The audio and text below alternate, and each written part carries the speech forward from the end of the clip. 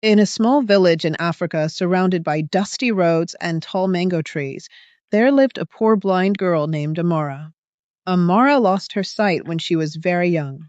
Her parents had died during a long sickness, and she was left in the care of distant relatives who did not love her. They made her sleep near the kitchen floor, fed her leftovers, and sent her out every morning to beg in the marketplace.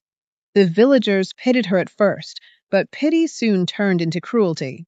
Children mocked her blindness. Some women shouted at her for standing too close to their stalls. Others poured dirty water on the road just to hear her slip and fall.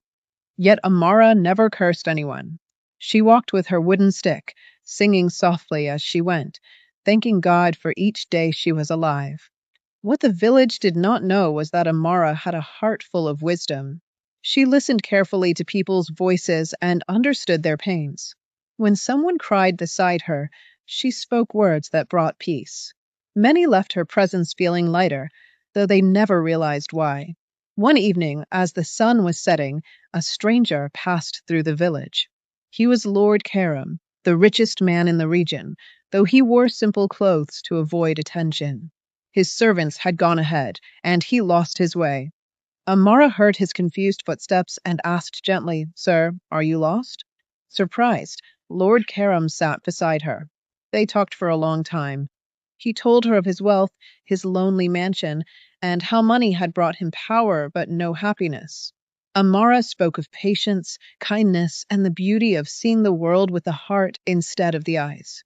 Moved by her words, Lord Karam returned the next day and the next. Soon, he realized he had found something greater than gold. When he asked Amara to marry him, the village laughed in disbelief. How could a blind beggar marry the richest man? But the wedding was held anyway. On that day, Lord Karam announced that Amara would be the lady of his household, and that anyone who mocked or hurt her would never be welcomed in his lands again.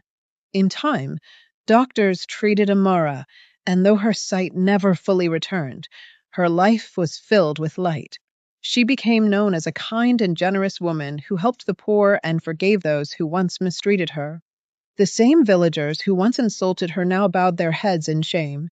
And Amara, the blind girl who had nothing, became rich not only in wealth, but in love, dignity, and peace.